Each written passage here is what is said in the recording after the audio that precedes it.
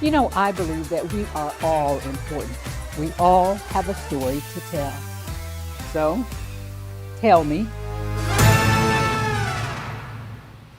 I do believe that everybody has a story, something to tell. And my guest today is Donna Joyce Whitehead. And her story crosses so many areas of life, but it begins in tragedy. And we're going to start with the beginning. First, thank you so much for being willing to tell your story. Most excited. I appreciate the What a opportunity. story. And she and I have been connecting. we Yes, have yes, experienced similar things. I'm yes. going to start with you wrote me an email and you said, Miss D, and we had met before. This is a beautiful soprano. And you know, I think I can sing, but this child can sing. Okay. Beautiful soprano from church. And she said, I'm the girl from church and I want to tell my story. So let's start when you were 8 years old. What happened? So, my mom, she used to have to work, and my dad was in the military, so he was like gone from the house. He had actually gotten out of the military and then taken a job like working on a boat, and so we was home. The neighbor up the hill was supposed to be like the one that was watching us and checking in on us, but what she would do is send her son down Oh. to check on us and things of that nature. And he was in his early teens, I would say about 14 or 15 years old. And we, as children, it was myself, my two siblings, at the house, and he would come down to check on us or whatever the case may be. But this particular day, we'd be down there playing, just being children, doing, supposed to be sitting still, but we was doing everything or whatever the case may be. And this particular day, we was back in the room playing and everything, and then I went back with him, but the other kids were in the other room playing and stuff like that. And when I don't know if I knew, because I was 8 years old, I don't know if I knew like what he was wanting, but he was always trying to get me alone and by myself and separated. And so whenever we got back in the room, that's he like encouraged me to lay down and things of that nature. And upon that happening, he got on top of me and he actually started to just fondle me at first, and then actual penetration happened. He penetrated me at such a young age, and it was so horrific. And I remember like screaming and thinking that I was screaming, but it really, my sister and brother must have couldn't hear me, or I was just, it was very traumatic, because I can also remember that it almost feels like I wasn't conscious, or I kind of like left my body or whatever the case may be with the first actual penetration. And all I did was like fight and scratch and everything.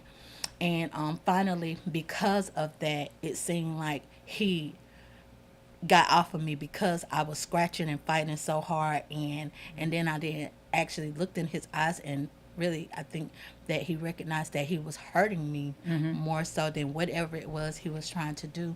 And then he just actually stopped. Well, what that happened, and Did, I didn't recognize that I changed, but I was changed. did you realize that what he was doing was trying to have sex with you? Did you know what the name of it was? Wow. So what did you do?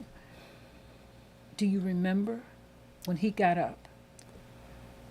I went to the bathroom. I went to the bathroom because, again, it was blood. It was blood in my Once I pulled up my clothes and went to the bathroom, it was blood in my panties. And I remember like just taking off the panties and throwing them away because I felt like that I had done something wrong, because it was bleeding. And because my siblings, we weren't supposed to have anybody in the house, and the neighbor was supposed to be the one checking on us, but she sent the son down there, and it's not like that.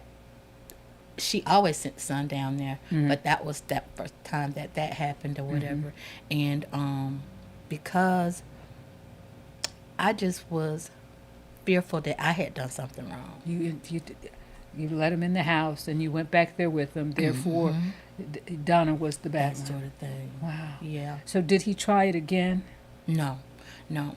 After that, a considerable amount of things changed in our family dynamic because then mom and daddy ended up separating. And I'm not sure if it was because maybe what happened, they knew because in my 8-year-old self, I never told. I never spoke about it. I never spoke about it. The only reason why I'm able to even acknowledge it now is because in 2019 a similar situation happened to me, and now that we have the internet, I was able to Google it and recognize that and acknowledge that that thing happened. That I had pushed that you down, had been way down. I living had pushed it. living with.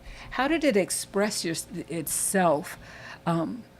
Did you become quieter? Did you become introverted? Did mistrust men? Very much so. For a long time, my first sexual encounter, I cried for a long time every time I had intercourse, anytime. And Oh, so when you got to the age and you wanted a boyfriend, you didn't understand why am I crying? oh, every time, Uh-huh. every time, and it was almost like because I was it I don't know if that had anything to do with it, but it changed my body, and I was built a certain way already. And as I became like 12 and 13, I really was like built a certain way, and You felt you were maturing. it seems like I won't say it made me feel like promiscuous, but everybody seems like they always considered me as promiscuous, and I wasn't even like having sex or anything. But because of the way that I was built, and because I'm sure because of that happened, I probably carried myself in a way. And you probably had in the back of your mind, I know something maybe you don't. I've done something. Sure. What a lot Sure. for a little girl to have to carry. So you say it happened as an adult, and you began to learn about who Donna had been all those years. What did you learn And about why. yourself? And you said that, and you speak to women and you say, get some help, huh? Get some counseling because you think you're dealing with it. Right. So what did you learn when you Googled and you said, "Oh my God, This I was was raped"? I called it. I called the number, and then I got an appointment, and then I started speaking to a counselor. And when I started speaking to a counselor and sharing my story with the counselor, I was validated in a lot of the ways that I had didn't realize and recognize that I was very standoffish with men, and a lot of masculine, the guys considered me as stuck up, but I was very much an introvert when it comes to that because of what had initially happened. I won't claim it, but I still have trust issues when it comes to men. Very much so. Very much so. And then I'm trying to heal. This is what's going to pour into my healing. and when it speaking comes to that, 'cause publicly about it and encouraging others to get the help and don't hold it in. That's part of your healing. Yes. You know, we kind of went back to when we were speaking that part of what happened to you, part of that story was your parents, your mother's reaction. And I don't know, some of you who are my age, I'm 67 now, our parenting skills were that I made sure you had food. I made sure you had a roof over your head. I wanted good things for your future. But we weren't as hands on. Right. It was more that we Right. took care of the survival things. But you felt that and I felt too. I've had to apologize to my children. I said, I didn't know. I gave you what I had. Right. I gave you what my Right. mother gave me. My Definitely. mother wasn't a touchy feely, come here, I'm gonna love you, sugar dugar Not at all. at all, And so not at I all. wasn't one. Not at and, all. and I began to learn and to see that they needed that. Learn. So when you look back, you forgive your parents. huh? Yes, But definitely, definitely. but you learned that you needed more. And once I became pregnant with my daughter, I certainly knew that I wanted to expose her to a better situation. I had 3 sons first, and again, now I still work on myself because the boys feel sometimes like I didn't think of them very often, but I was kind of biased when it came to the girl. So I wanted to make sure that she felt love and she felt comfortable enough in her own skin, because that's part of the reason why I was like kind of like following the boy. Follow, seem like, just for attention type So that deal. she does not Definitely. that she knows she doesn't need someone Right. to complete her. So did you ever have a conversation with your mom? I've never had that conversation with my mom, and she's probably not going to watch my podcast, and I don't want to hurt her feelings. No. I really don't. I love my mom. My mom was a great mom, but she wasn't. I needed more too from her. And I needed someone. I think about that all the time. I was like, me and Mama never had that conversation. She never said that to me. We never, You know what? I needed those conversations to make me better. We have sent upon my being in therapy and things. I reintroduced myself to my mom, and I've allowed my mom Grace to reintroduce herself to me, and I'm getting to know my mom because I know for certain she still has a great deal of things that she had pushed down, and that she experienced a great deal of trauma as well. And because of therapy, I was able to give Mama Grace when it comes to that, simply because she experienced a lot of trauma too, and that's part of the reason why she wasn't touchy feely. And we just didn't tell each other every day, I love you, I love you, I love you. It was upon me going to different other places and experiencing other families and saying, this is what I'm thinking that I want for my family, that I'm going to be telling my children every day. And then I'm going to be expressive with my actions, but I'm going to be present and accounted for when it comes to their emotional needs. I was going to do my best at doing that. And a lot of time my children, again, they consider me being too overprotective and overbearing. Oh, we knew Mama loved us. We knew Mama loved us. But, again, in other ways, they might have felt like, I wasn't very as attentive.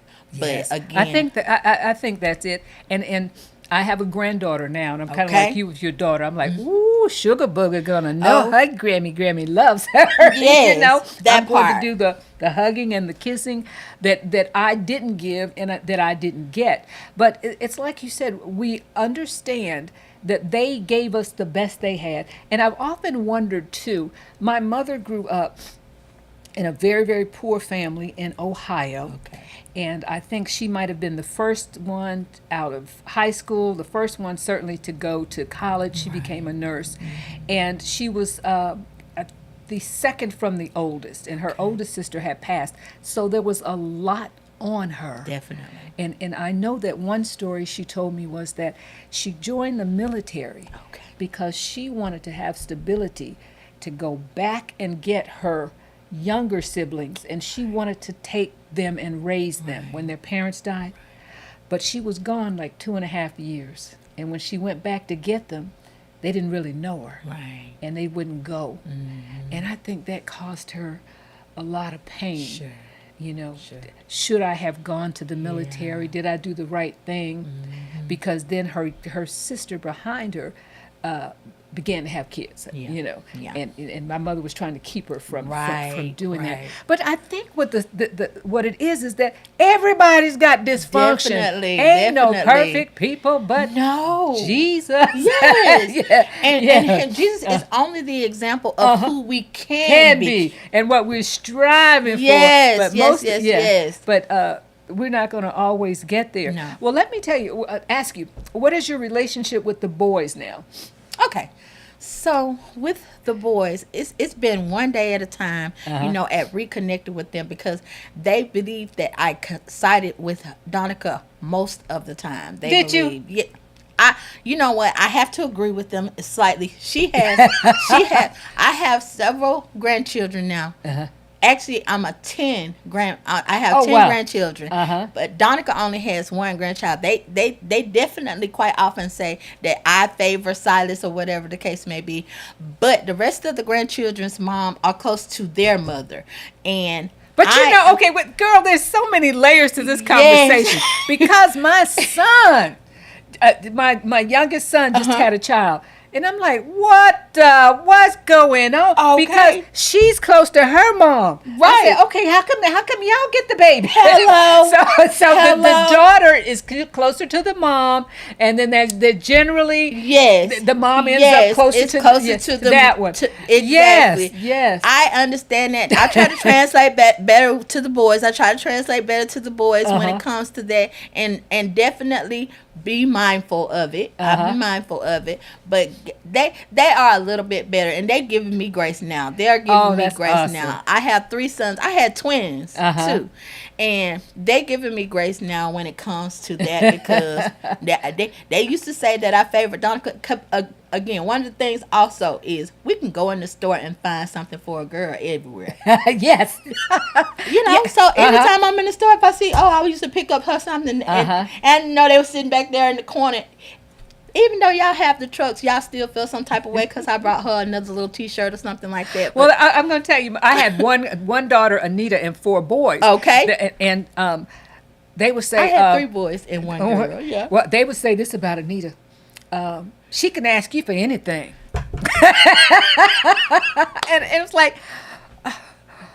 well... and they called her Don't Mind Asking. Here comes Don't Mind Asking. Hello. And she can ask you for anything, and you have to kind of watch that. Yeah. And I get up every morning and I'm praying for my boys, and I've had the conversation. I said, you know what? I didn't see those. I really didn't see those the way I was being with you. I loved you. I was very proud of you, and I didn't see those little errors in my life. But now that I do see them, I just knew what I needed, and it was easier to give some of the things that I needed to a girl because I was most familiar. Yes. And it was difficult for me a lot of time to read the boys, but they was most of the time simple. If you give them something to drink, you give them food and them cars, and then once Nintendo games and all of those things came in, hey, they was easy. And they are fine. They are fine. But I'll tell you what, I did find out though, it looked like that all the time, but when I see my sons now and some of the decisions they made, I said, oh gosh, in the back of his head, even though he looked like he was out there, we had a pool swimming and having fun. Goodness. He was dealing with something, and I didn't ask him about it. I didn't think I needed to ask him about it, and so I didn't. So now I'm asking. And matter of fact, he's gonna tell me, Mama, I'm fine. He'll say it now before I even ask, because I'm asking all the time now, or I'm trying to just be looking in his face and looking to his eyes because he's not gonna say very much. But whenever he's going through something, he goes in. We have very much those things in common. I was talking to my son the other day, and he said, I have a new job. I said, you at your new job? You didn't tell me about your new job? Yeah, because I know you're going to ask me, and I know you're going to, and I know you're going to. Yeah, I'm going to ask you, and I want to know about it. Right. Well, let's kind of bring it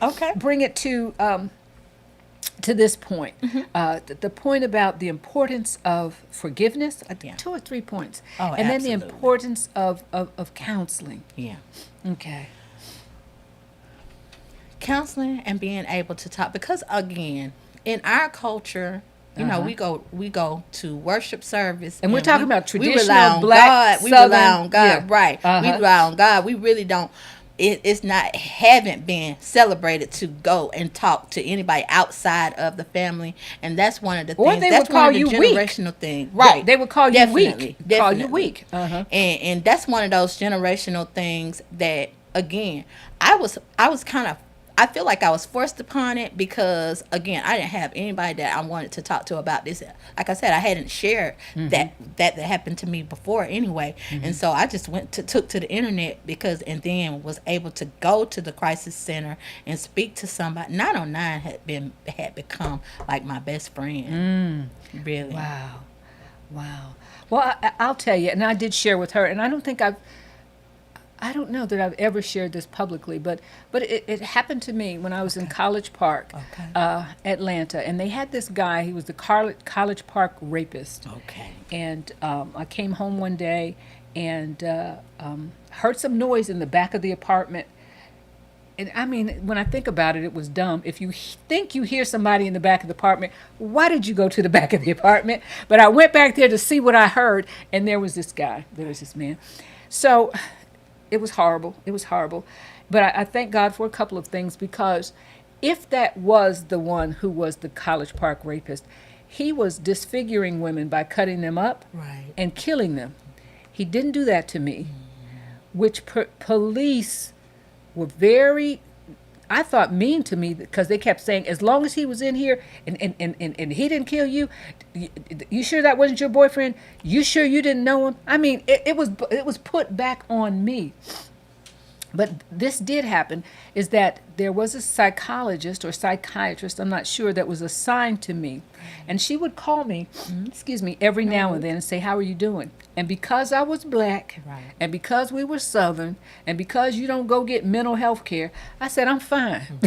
You know? No. But my son For told all me, you knew about yourself, you were. I thought I was fine. I thought I was fine. And it wasn't until many, many years later Okay. that I said, girl, you needed some help. Yes, you goodness. needed some help. Really? I held that in, and I don't know why. I have rarely ever told that to anybody. But Camp Creek Parkway, College Park, and I was in my 20s. And I pushed it away Yes. until probably I was in my late 40s or 50s, and then it dawned on me, that you begin to see I was this way because of this. This is menopause. This is I'm premenopausal now. See, it's a multifaceted thing we're covering here. Now you're dealing with menopause. Right. Okay. And I was so emotional. I had been so emotional. Uh-huh. I had been so emotional. And I thought it was because of this thing too. You know what I mean? And I really, really, really didn't understand what was going on. And it was because that I had pushed down so deeply. You can. It can almost feel like that was a different story. You have to try to find it in your mind, but it's there. I had started having nightmares. I had really started having nightmares from the trauma in 2019. I had really, at the age that I was, I had really started having bad dreams, and acknowledging that was a part of the reason why. Like, it was like flashback that really, really, really exists. Like, it was just like having flashback of emotion. And even with my partner, when I was together, he would always say I was too much pressure, because I would be like emotional one minute and okay the next minute. He would always be like, it's too much pressure, because I don't understand why you are the way you are. Huh? Wow. Okay, well, I do want to bring this up, and then we'll kind of bring it to a close. I have so enjoyed this. I tell you, I haven't had this conversation with anybody. And girl, we're having it on TV. On TV. Have you ever seen either one of the persons that should not have done those things? And if you see them now, do you feel you have forgiven? So I found out through the grapevine that the individual from the beginning, he had ended up going to jail for rape. So there was that.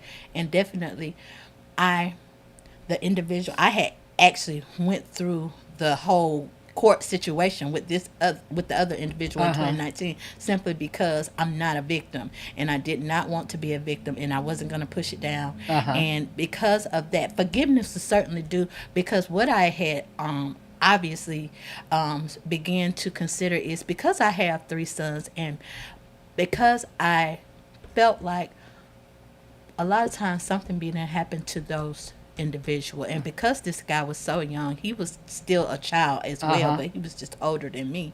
That obviously something, Something had happened happened to him. Something had happened to him, for which it's different to me when it comes to men. A grown man. Yes. It's different to me how things are approached, and a lot of times that's why I had to definitely forgiveness had been very, very hard for me, but I believe now I have kind of came to a place where I it freed me. Okay, how are you doing? And just tell the ladies today about the importance of self-care and getting that mental health help. Really and truly, it is so important to look within ourselves and be able to look in the mirror for yourself and do the things that you need for yourself, and before you can find love and like outside of yourself. And now, this being the internet age, social media is running everything. It's always telling us what we need to do and what we need to look like. You have to really, in my 50s, I've just been 51, just now realized that, hey, I have to go within, so I'll never have to go without again. Well, Donna Joyce Whitehead, next time you got to come on and sing. I Okay. will. We'll I do will. a solo. Okay. But thank you so I'm much for so being glad. with us. I'm Okay. so glad. I really appreciate this opportunity to tell my story, and we're going to be crusaders and advocates for Yes. those young girls who have experienced certain things. We have to be the voice that we didn't have. Okay, well, let me know when you need me. Definitely, Yes. definitely. And thank you for so staying much. with Thank us. you. I appreciate it.